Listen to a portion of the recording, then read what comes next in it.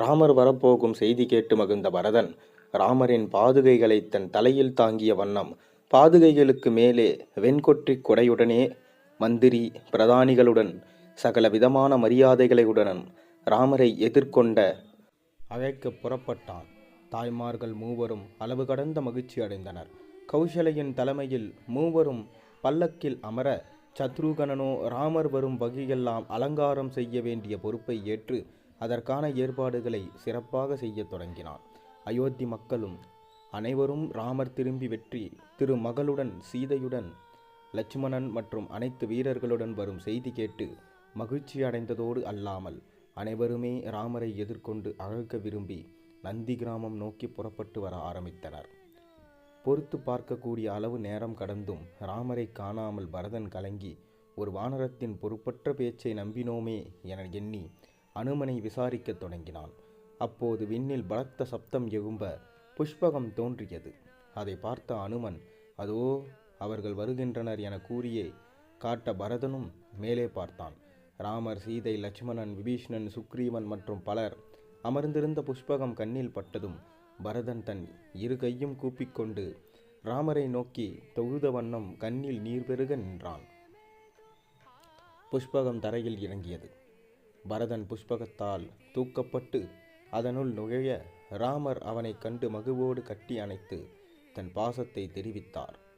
பின்னர் லட்சுமணனோடு அளவிலாவி விட்டு பரதன் சீதைக்கு தன் வணக்கங்களை தெரிவித்தான்.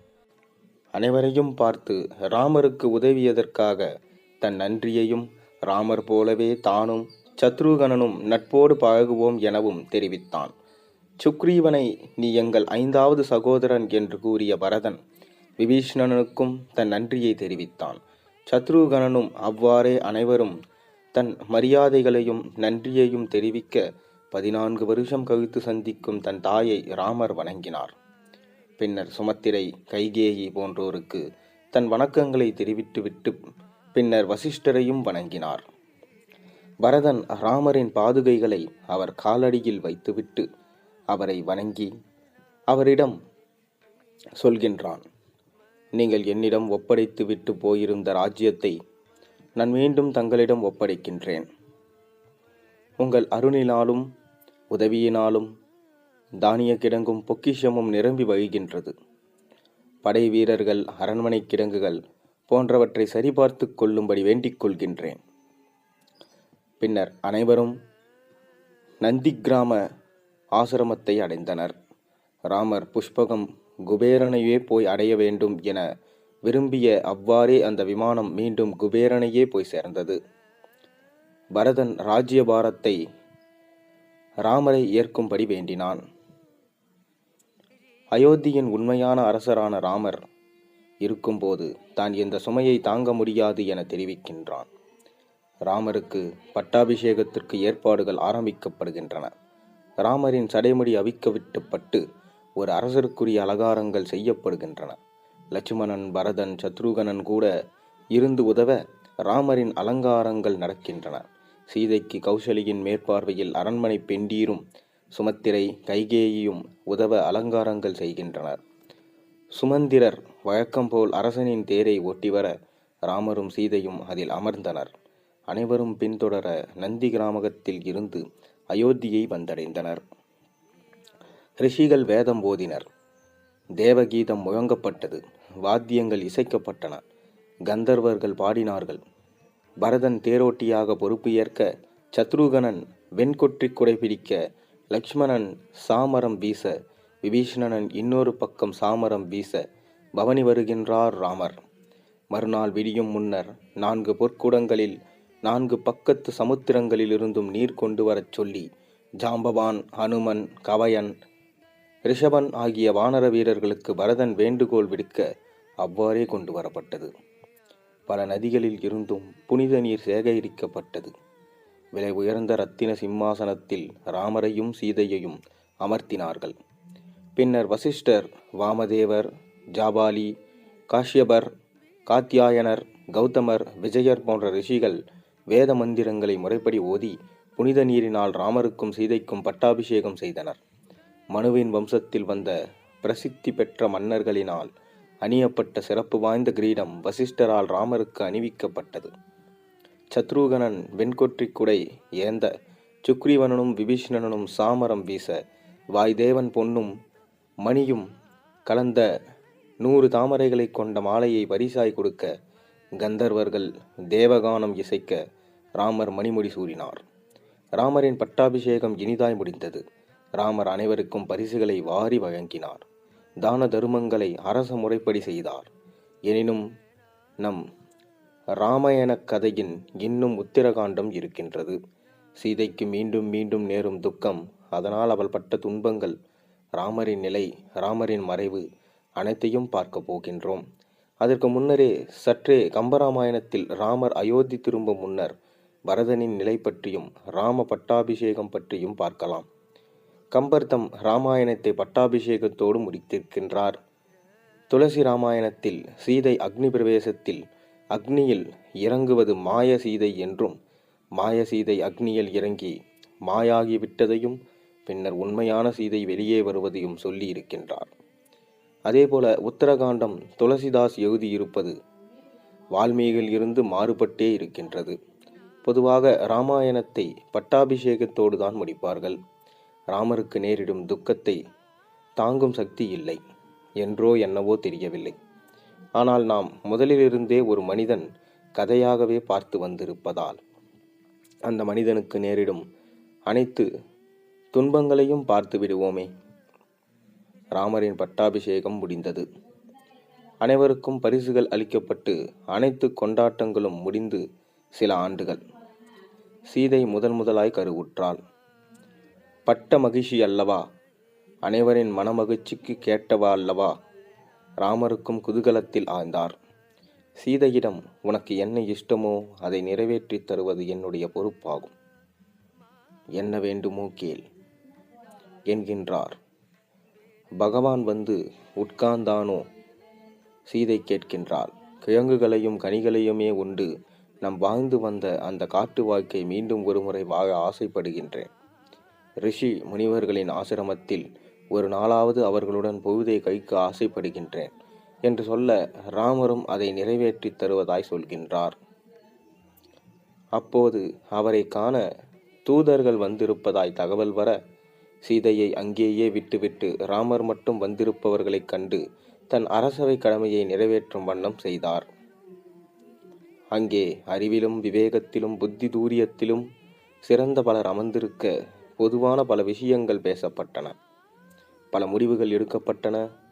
அப்போது ராமர் அங்கே இருந்தவர்களில் குறிப்பாக பத்ரன் என்பவனை பார்த்து, ஒரு அரசன் தன் கடமையை சரிவர செய்து வருகின்றானா என்பது பற்றி குடிமக்கள் பேசுவதன் மூலமே தெரிந்து கொள்ளலாம்.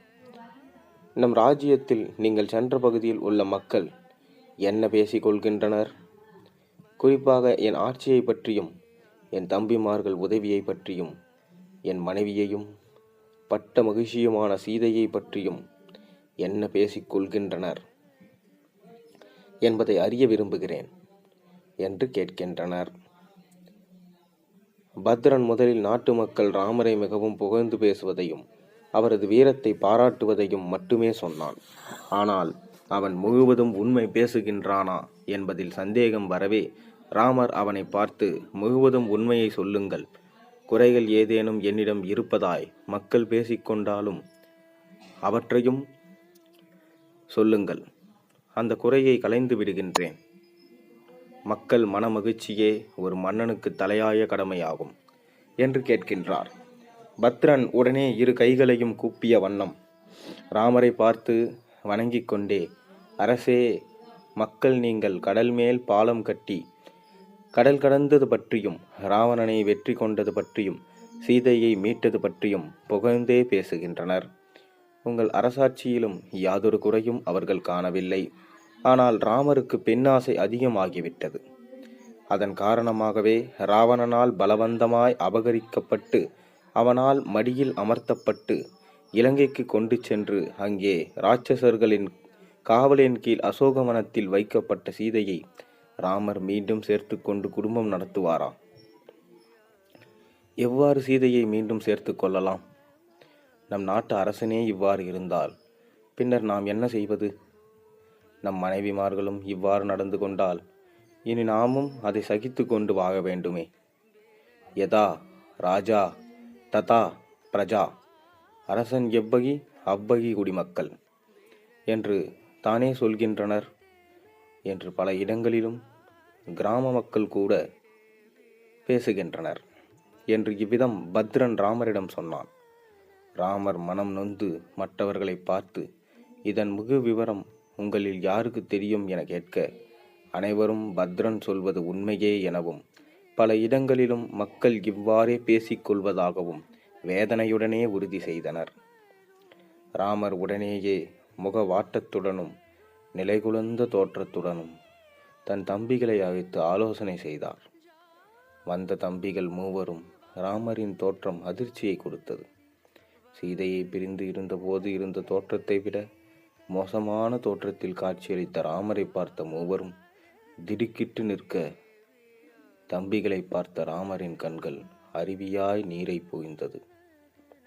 கண்களில் கண்ணீருடன், மனதில் வேதனையுடன், தாங்க மாட்டாத துக்கத்துடன் ராமர் சொல்கின்றார், என் அருமை செல்வங்களான தம்பிகளே, நீங்கள் மூவருமே எனக்கு சொத்தை விட பிரியமானவர்களாவீர்கள். எனக்கு இப்போது ஏற்பட்டிருக்கும் பிரச்சனையை கேளுங்கள் என்று சொல்லிவிட்டு ராமர் பத்ரன் கொண்டு வந்த செய்தியையும் மற்றவர்கள் அதை உறுதி செய்ததையும் கூறுகின்றனர். தம்பிகளே, நான் என்ன செய்வேன்?